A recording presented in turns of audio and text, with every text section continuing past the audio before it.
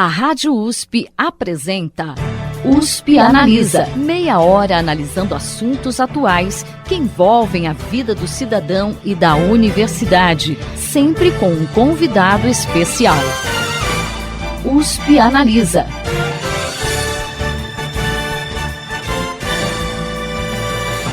O USP Analisa está exibindo um especial em 2 programas para discutir o atual cenário da educação no Brasil. Nesse segundo programa, vamos falar sobre formação de professores e a qualidade do ensino. Segue conosco aqui na sede do Instituto de Estudos Avançados Polo Ribeirão Preto da USP, o professor Mozar Neves Ramos, que está assumindo a cátedra Sérgio Henrique Ferreira do Instituto de Estudos Avançados Polo Ribeirão Preto da USP.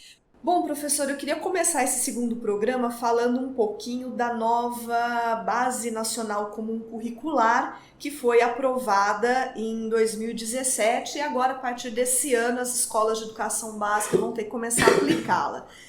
Queria saber do senhor que mudanças ela traz em relação à base anterior e que competências os estudantes deverão desenvolver a partir de agora. Bom, eu queria apenas fazer uma atenção. Na verdade, a gente nunca teve uma base, não é? Eu acho que o Brasil conseguiu, nesses últimos anos, né, com um trabalho extremamente participativo, né, das redes, dos secretários, enfim, da sociedade vinculada à área da educação, fazer um grande debate pelo país, com os educadores, de construir uma base nacional comum curricular. Ou seja, são os direitos de aprendizagem que todos os alunos devem ter e devem alcançar ao longo de toda a educação básica, desde a educação infantil até o ensino médio. Isso vai permitir, essa base comum, primeiro organizar o sistema curricular.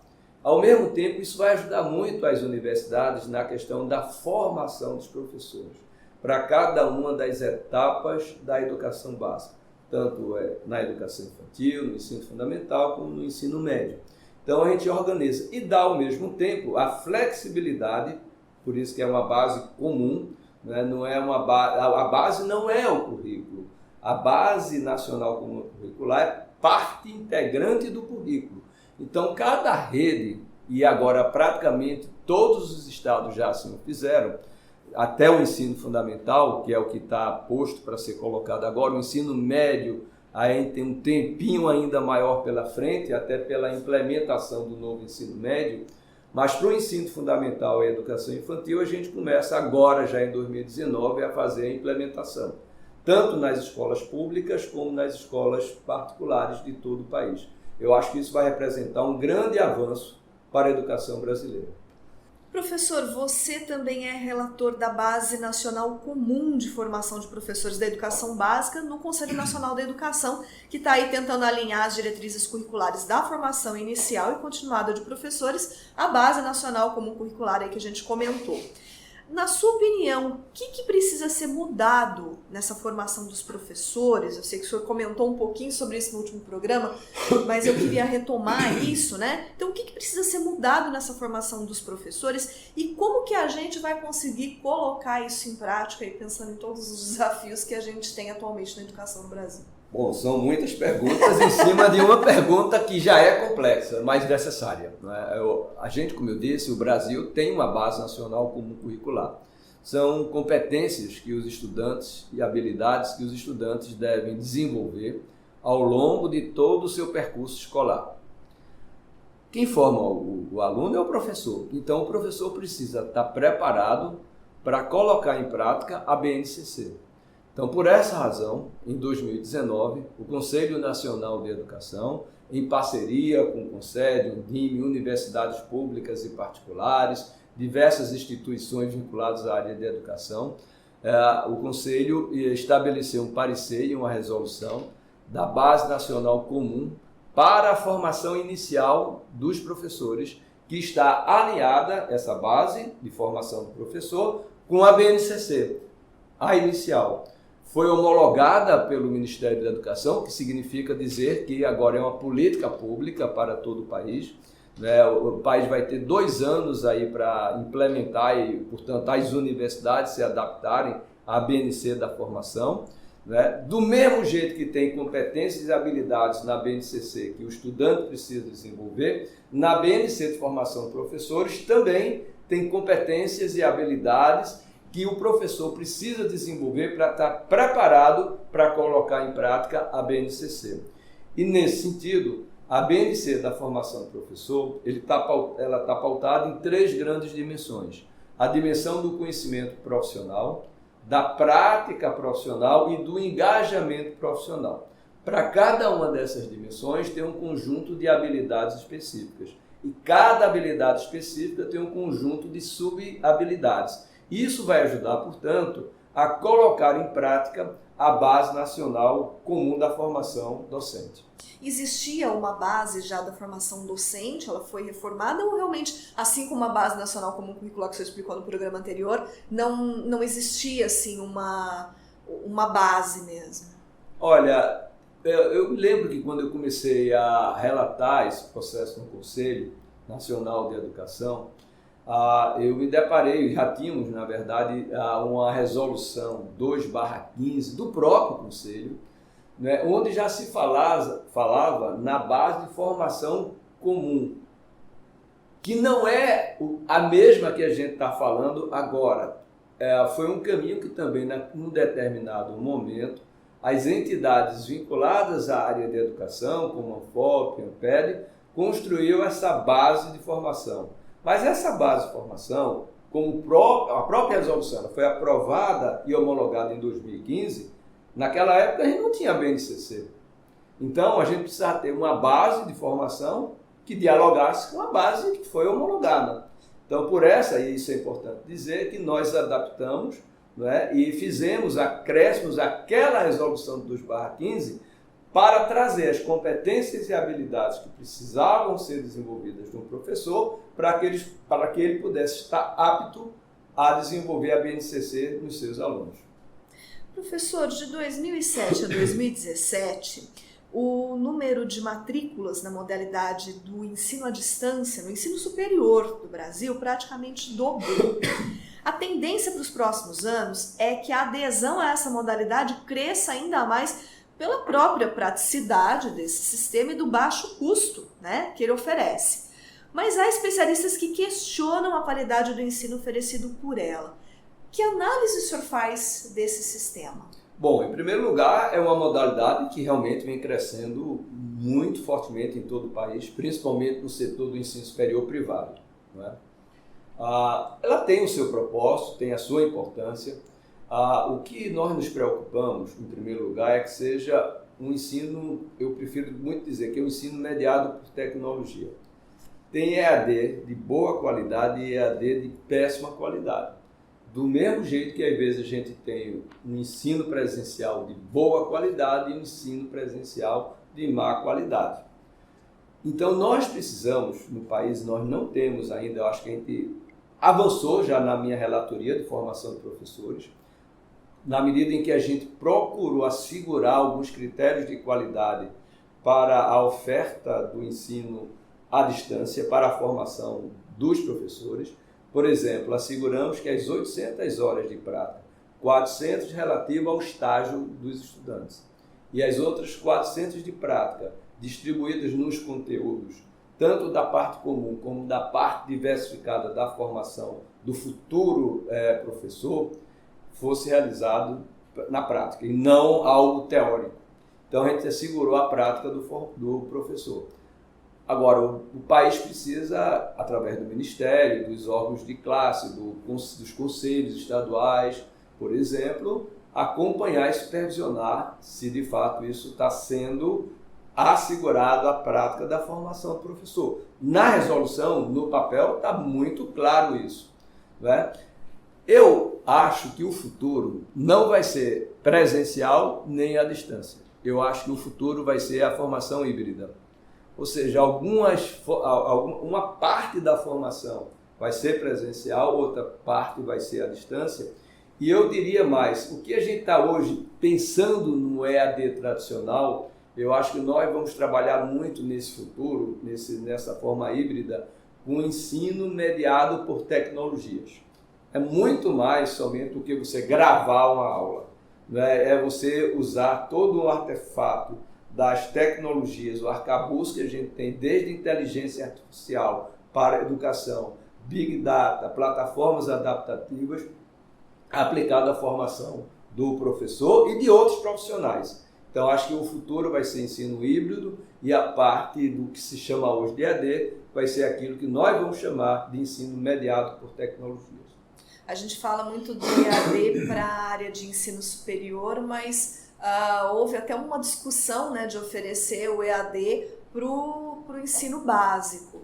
Assusta um pouco o senhor essa possibilidade ou o senhor acha que isso é uma consequência mesmo dos tempos que a gente está vivendo? Olha, tem esse movimento, né?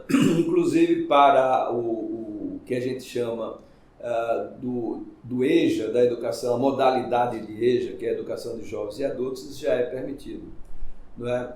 Eu volto a dizer, eu acho que a gente ainda está passando por uma transição, porque a gente não definiu ainda um critério de qualidade que assegure esse ensino mediado por tecnologias. Então, há muita coisa que está sendo posta à disposição do aluno que não é de boa qualidade. Então, a gente precisa, de alguma maneira, assegurar que a oferta do ensino, seja presencial ou mediado por tecnologia, atenda a critérios de qualidade. Né? E aí, no meu entendimento, a avaliação do Ministério da Educação dos cursos oferecidos pode ter um papel muito importante para assegurar essa qualidade, mas também fazer um trabalho de supervisão dessa oferta. Então, nós queremos, e eu acho que o Brasil ainda precisa estabelecer aquilo que a gente chama de padrões de qualidade. A gente não tem, a gente fala muitas vezes sobre isso em várias resoluções do Conselho Nacional, em alguns instrumentos legais, a própria LDB, mas eu acho que a gente precisa regulamentar melhor isso. A gente conseguiu fazer um certo avanço nos que a gente chamou de padrões de qualidade, mas que foi parte disso, que é através do CAC, do custo aluno qualidade. Ali a gente procurou fazer isso. Mas tem alguns problemas ainda no CAC, que é a precificação. Há um entendimento dos órgãos mais vinculados à área jurídica que não pode precificar. E recentemente a gente teve que... Eu fui relator também do CAC no CNE, não foi homologada na época pelo Ministério da Educação, e agora, recentemente, a área jurídica, né, os órgãos vinculados a tribunais de contas, tudo, exigiram que tirasse a parte da precificação. A razão que eles alegaram é que o legislativo, o órgão que estabelece, por exemplo, uma determinada legislação, você não pode atribuir custos sem ter um orçamento assegurado pelo Executivo. Então, há um aspecto aí de um entendimento que é muito importante sobre o financiamento da educação para atingir padrões de qualidade. Professor, uma pesquisa feita com base nos dados do PISA de 2015 pelo Instituto Interdisciplinaridade e Evidências no Debate Educacional mostrou que apenas 2,4% dos jovens querem ser professores na educação básica. Além disso, 49% dos professores ouvidos em outra pesquisa feita pelo IBOP, pelo Todos da Educação e pela Fundação Itaú Social em 2018, afirmaram que não recomendariam sua profissão a um jovem. Isso mostra o quão desvalorizada a profissão de professor está. Podemos mesmo ter um apagão educacional em breve? O que o senhor acha a respeito disso e que saídas aí o senhor vê para evitar que isso aconteça? Esse é um tema central. No programa anterior, nós falamos da questão da qualidade. E eu me referi naquela oportunidade ao valor, à importância da formação do professor. Mas associado à formação tem a valorização em si. E na minha opinião, não é tanto a questão salarial. Eu diria que é mais o plano de carreira. Eu acho que a gente não tem um plano de carreira motivador para um jovem que começa a carreira do magistério. E eu acho que esse deveria ser uma preocupação que, de alguma maneira, o país deveria enfrentar. E a partir de um regime de colaboração envolvendo a União, o Ministério da Educação e os governos estaduais e municipais. Eu acho que estabelecer um plano de carreira motivador, baseado em formação continuada do professor, seus resultados em sala de aula, de tal maneira que isso pudesse motivar um jovem a seguir a carreira do magistério. Mas há um outro fator também que está afastando o jovem, que é a questão da violência nas escolas. Então, muitos jovens, pela percepção que eles têm em relação a essa questão da violência, não estão seguindo a carreira do magistério. Então, eu diria que uma questão, enquanto o governo atual está se preocupando com questões do gênero, preocupado com Paulo Freire, preocupado com escolas cívico-militares, eu acho que ele deveria estar muito mais preocupado em ter uma política de atratividade pela carreira do magistério. Isso é determinante. Não há nenhum país no mundo que está no topo da educação mundial que não tenha atratividade pela carreira a partir daqueles alunos egressos do ensino médio. Qualquer país que está no topo, o Japão, a Singapura, Coreia do Sul, nesses países, o Canadá, né, para sair um pouco do eixo asiático, né, na Europa, os jovens querem ser professor. Aqui no Brasil, o jovem não deseja seguir a carreira do magistério. Então, a valorização do professor realmente está muito baixa, a atratividade é muito baixa. Então, o país precisa ter uma política consistente de atratividade pela carreira do professor, que envolve formação, envolve a questão do plano de carreira, envolve a questão de escolas devidamente equipadas, estruturadas para receber esse professor, exige um modelo de gestão que assegure o desenvolvimento desse professor. Então, o Brasil está precisando realmente colocar aquela estrutura, aquela que talvez seja o lastro da atratividade na prática para funcionar, de tal maneira que o jovem se sinta motivado em seguir a carreira do magistério no Brasil. Hoje, infelizmente, isso não acontece. Eu não acredito em apagão, mas me preocupa principalmente na qualidade do professor que está aí em relação à exigência das demandas hoje postas pelo século XXI, pelo mundo do trabalho, como mudar isso, o caminho da formação pela BNC, BNCC a gente está enfrentando, eu acho que o país está avançando, mas não está conseguindo avançar principalmente na atratividade no que toca a parte da valorização em si. O senhor citou a questão da violência nas escolas, a gente sabe que ela decorre muito do próprio contexto social do aluno. O senhor acha que, de repente, tendo uma escola que motiva mais esse aluno, um professor que motiva mais, a gente consegue gradualmente reduzir essa violência também? Olha, isso é uma engrenagem que tem que funcionar muito bem, não só dentro da escola, mas também a participação das famílias, né? Eu acho que os pais hoje têm terceirizado muito a educação dos seus filhos. É importante que eles também dêem a contribuição no sentido de educar os seus filhos, de criar mecanismos junto com a escola, de tal maneira que o projeto pedagógico da escola seja atraente, que o jovem se identifique com a escola, a participação da comunidade escolar é fundamental, né? E essa questão da violência, a gente tem observado principalmente nas grandes cidades, é interessante isso, e principalmente nos arredores das grandes cidades, nas periferias. Ali as escolas têm muitas dificuldades, as escolas públicas, né? A questão do tráfico, da droga, da bandidagem, né? E aí a presença do Estado é muito importante, então vai além da questão educacional. Eu acho que para a questão de trabalhar essa questão da violência na periferia das grandes cidades, tem que ser uma ação mais multifacetada, não é? Tem que envolver educação, desenvolvimento social, tem que envolver a segurança pública. Então, porque há um entorno também da escola que não ajuda nessa situação. Então, às vezes, o diretor fica numa situação extremamente difícil na gestão daquela escola. A gente olha, por exemplo, o interior, né, as cidades menores, aí você vê uma outra escola, né? As taxas de violência são muito, muito baixas.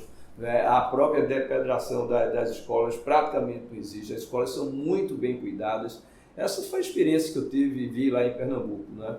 Eu sempre dizia que a gente tinha 3 grandes grupos de escola.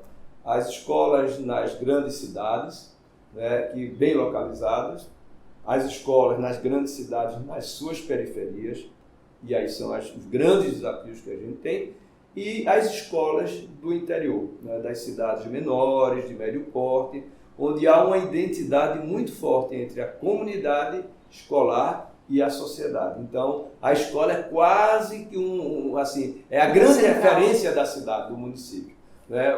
E isso dá um outro empoderamento ao valor da escola. Então, o nível de conservação, a depredação das escolas praticamente não existe, são muito bem cuidadas. Então, eu acho que a gente tem ainda a desigualdade que a gente vê nas aprendizagens, a gente também vê na infraestrutura das escolas. E eu diria classificadas nesses 3 grandes grupos, e essa das periferias merece uma atenção especial. Professor, para finalizar, o estatístico alemão Andreas Schleicher, que é o idealizador do PISA, disse certa vez numa entrevista à BBC que a qualidade da educação de um país nunca será maior que a qualidade dos seus professores. Eu queria saber se o senhor concorda com essa afirmação e como que a gente pode trazer isso para a realidade brasileira. Eu concordo.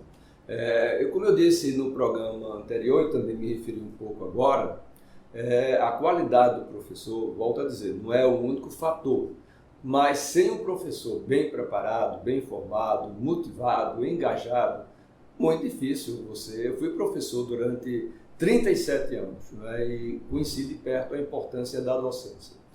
Eu ensinei tanto na educação básica como no ensino superior, principalmente no ensino superior. Mas independente do nível de ensino, a formação do professor, e não é só a formação conteudista, né? A formação no sentido mais amplo. Ele está engajado com os seus alunos, ele não deixar nenhum aluno para trás, trazer todos os seus alunos, que todos são capazes de aprender, né? O seu envolvimento com esses estudantes, no sentido de motivá-los, né, a superar as suas dificuldades. Eu acho que o bom professor pode fazer uma enorme diferença, não somente no desempenho escolar, mas eu diria na vida dos seus alunos no futuro. Um bom professor, ele é a grande referência que muitos alunos têm, né? Então eu diria que ser professor hoje na verdade um grande eixo, né, de desenvolvimento das pessoas, né? E por isso que quando ele coloca essa questão, o Andreas coloca em relação que sem qualidade não há como avançar a educação de um país, né, o desempenho escolar, os resultados, eu concordo plenamente com ele. Agora, num país que tem todas as escolas bem estruturadas, que tem tudo, tanto a parte tecnológica funcionando, a parte de pessoal funcionando, aí realmente ganha ainda mais a dimensão da formação do professor. Aqui no Brasil a gente tem um problema adicional, porque a gente tem às vezes a gente tem um bom professor, mas as escolas não estão devidamente equipadas, não estão devidamente preparadas para receber esse bom professor. Então a gente precisa cuidar também, não só da infraestrutura, da gestão, das condições de funcionamento, né, para que esse professor bem formado possa ter o seu potencial plenamente à disposição dos seus alunos. Então eu concordo com ele, mas num país como o Brasil, que a gente tem ainda muitas desigualdades, principalmente das estruturas escolares, na questão da gestão das escolas, a gente precisa também ter esse outro olhar, esse cuidado, e principalmente no campo maior da valorização do professor. Mas se eu tivesse que elencar, se eu me perguntasse qual o elemento mais importante para avançar na aprendizagem dos alunos, é a formação, a qualidade do professor. Eu diria que esse é o principal. Bom, professor, infelizmente o nosso programa chegou ao final. Eu gostaria de agradecer a sua presença aqui e também deixar o USP Analisa aberto para os trabalhos da Cátedra Sérgio Henrique Ferreira, que está sendo iniciada aqui pelo senhor no Instituto de Estudos Avançados Polo Ribeirão Preto da USP. Bom, eu queria agradecer por essa oportunidade e quero dizer a todos que fazem a USP que eu estou muito animado, eu trago assim com bastante humildade a vontade de contribuir, né, de aprender muito a partir dessa cátedra e emprestar aquilo que de alguma maneira eu aprendi ao longo da minha vida profissional no campo da educação, de tal maneira que possa honrar, né, o nome do professor Sérgio Henrique Ferreira, que para mim é uma grande referência de pesquisador nesse país, né, deixou um legado fabuloso em várias áreas da medicina, né, e de áreas correlatas. Então a nossa responsabilidade é muito grande. Trazer o nome do Sérgio Henrique Ferreira a essa cátedra nos coloca num grande nível de responsabilidade. Farei o meu melhor para honrar o nome do professor Sérgio Henrique Ferreira. Bacana, professor. Muito obrigada mais uma vez. Nós conversamos hoje com o professor Mozar Neves Ramos, que está assumindo a cátedra Sérgio Henrique Ferreira do Instituto de Estudos Avançados Polo Ribeirão Preto da USP. O USP Analisa de hoje fica por aqui. Até a próxima semana. Você ouviu USP Analisa, um programa da Rádio USP Ribeirão em parceria com o IEA, Instituto de Estudos Avançados Polo Ribeirão Preto. Produção do Serviço de Comunicação Social da USP e do IEA. Coordenação Rosimeire Talamone. Apresentação Thaís Cardoso.